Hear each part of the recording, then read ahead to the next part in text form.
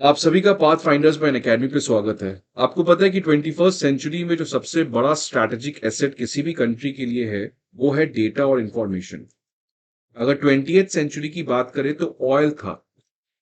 21st century की बात करें तो डेटा और इंफॉर्मेशन है। इसलिए कहा जाता है कि what is data in 21st century is what was oil in the 20th century.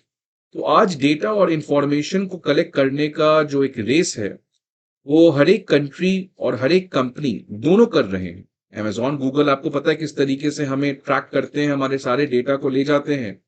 Similarly हर एक कंट्रीज जो है वो अपने सर्वेलेंस को बढ़ाने के लिए मैक्सिमाइज कर रही है डेटा कलेक्शन को। आज डेटा कलेक्शन के लिए एक तरीके का इंफॉर्मेशन वॉरफेयर चल रहा है, जहां पे बहुत सारे डिफरेंट डिफरेंट कंट्रीज किसी भी तरीके से दूसरे कंट्री के बारे में डेटा और इंफॉर्मेशन कलेक्ट करने का प्रयास कर रही है। आज ये बहुत ज्यादा कॉम्प्लिकेटेड इसलिए हो चुका है बिकॉज टेक्नोलॉजी बहुत तेज रेट से आगे बढ़ा है।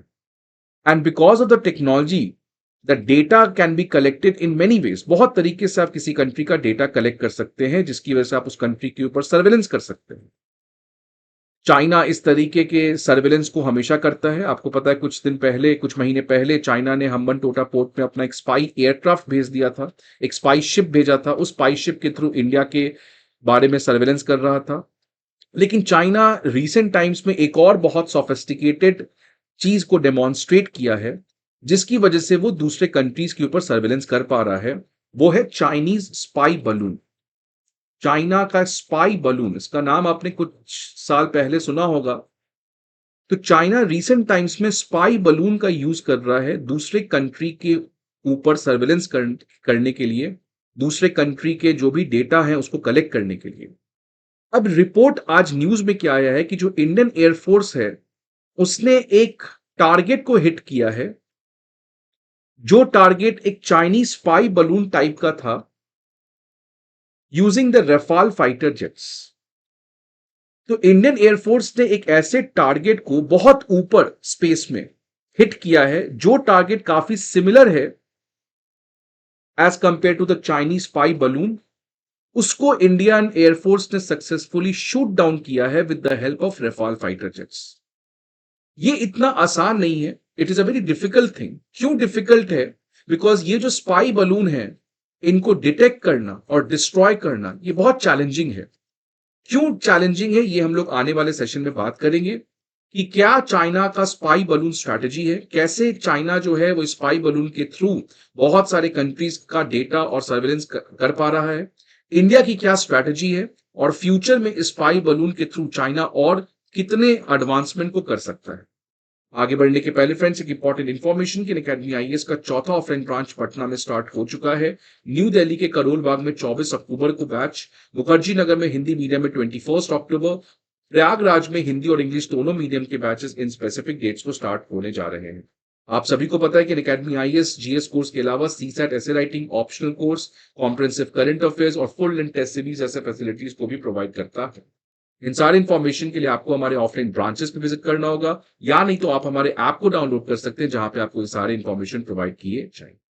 अब न्यूज क्या है ये समझिए। ये एक टिपिकल चाइनीज स्पाई बलून है। अब इंडियन एयरफोर्स ने इसी तरीके का एक टारगेट को डिटेक्ट किया। कहां डिटेक्ट किया? 55,000 फीट के ऊपर। It's huge. 55,000 फीट पे इस तरीके का एक टारगेट को डिटेक्ट किया गया, और उसके बाद उसको न्यूट्रलाइज किया गया, उसको डिस्ट्रॉय किया गया with the help of Rafale fighter jet on India's eastern front. तो ये एक बड़ी अचीवमेंट है इंडियन एयरफोर्स के लिए। क्यों बड़ी अचीवमेंट है, आपको मैं समझाता हूं। ये जो चाइना का सर्वेलेंस बलून्स है, स्पाई बलून है, ये हीलियम के थ्रू चलता है। इसका जो पेलोड है, जिसके थ्रू ये सर्वेलेंस के डेटा को कलेक्ट करता है, जिसमें कैमरा हो गया, रेडार, सेंसर्स, कम्युनिकेशन, ये सोलर पैनल की मदद से ऑपरेट होता है।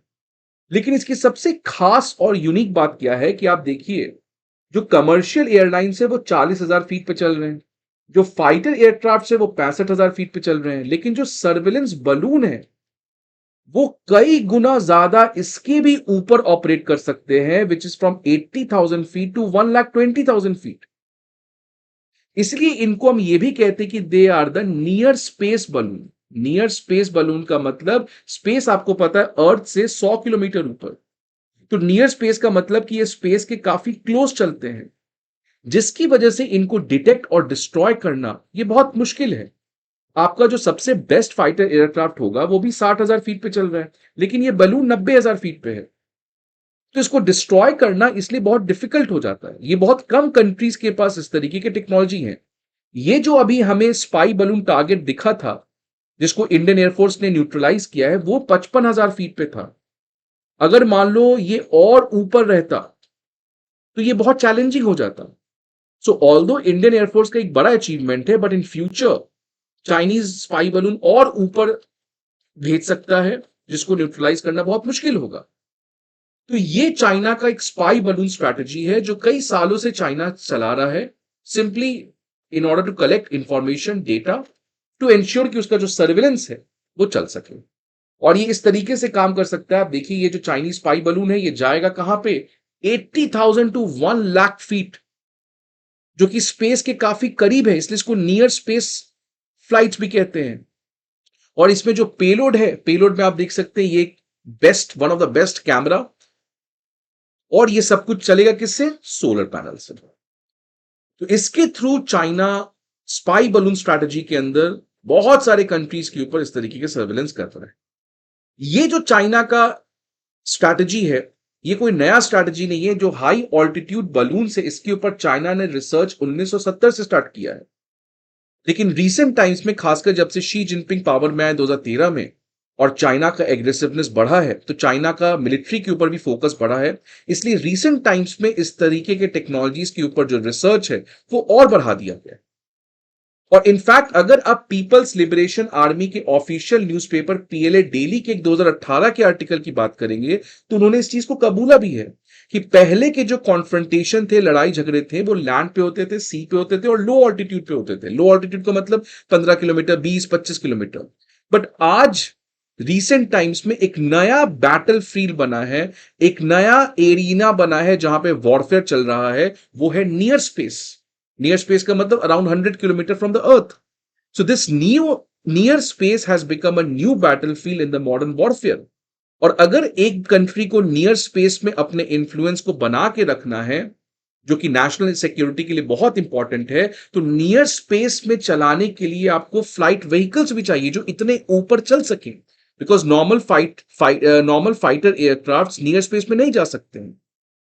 सो आपको नियर स्पेस में भेजने के लिए you need near space flight vehicles, जिसमें इस तरीके के जो बलून्स हैं वो बहुत ज्यादा इंपॉर्टेंट हो जाते हैं। अब इन बलून्स का सिग्निफिकेंस क्या है कि they can fly really high, बहुत ऊपर जा सकती है, आपको पता है सबसे इंपॉर्टेंट सिग्निफिकेंस यही है इसका। Very near to space, cheap है, it can stay for a quite long period of time, ये सालों साल या महीनों महीनों तक रह सकता है, बिकॉज सोलर एनर्जी से चल रहा है ये।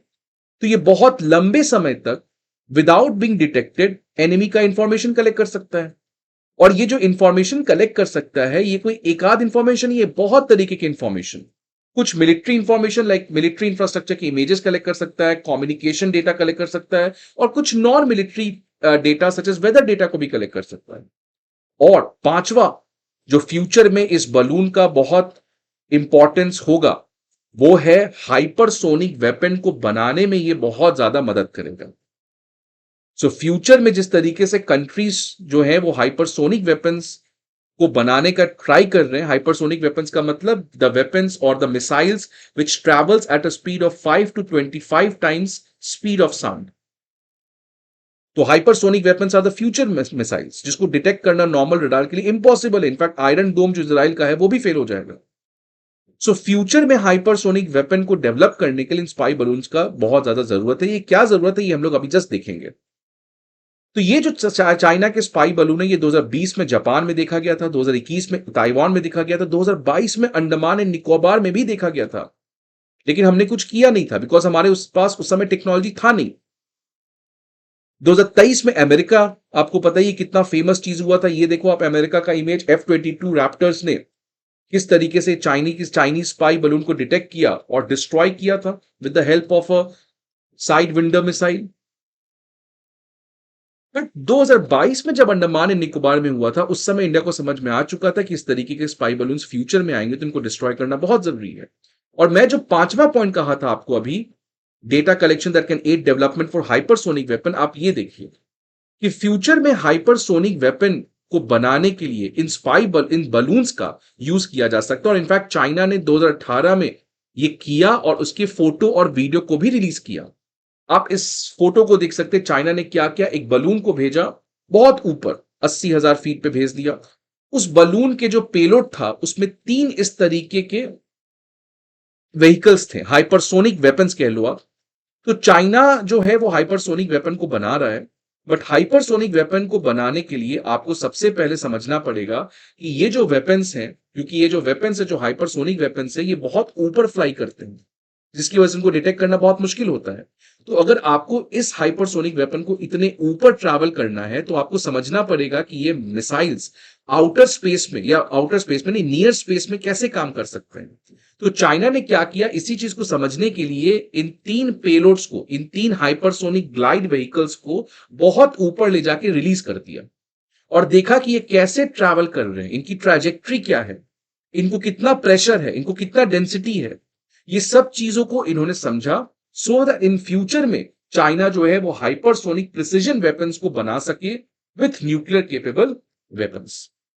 तो चाइना ने 2018 में ऑलरेडी ये चीज को, स्ट्रैटेजी को कंडक्ट कर चुका है।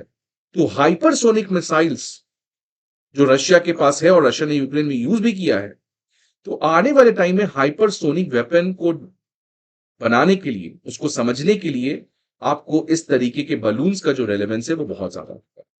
बट इन जनरल आईएएफ के लिए ये बहुत बड़ी सेटिस्फैक्शन है कि फाइनली जो 2022 में हमारे पास अंडमान एंड निकोबार में इस तरीके के स्पाई बलून देखे थे, हम नहीं उसको डिस्ट्रॉय कर पाए। उसके बाद से हम कॉन्स्टेंटली अमेरिकन एयरफोर्स के साथ भी डिस्कशन में थे, और अब जब इंडियन एयरफोर्स ने इसी सिमिलर तरीके के टारगेट को देखा तो सक्सेसफुली न्यूट्रलाइज किया। लेकिन still, despite all these achievements, काम बहुत बचा है।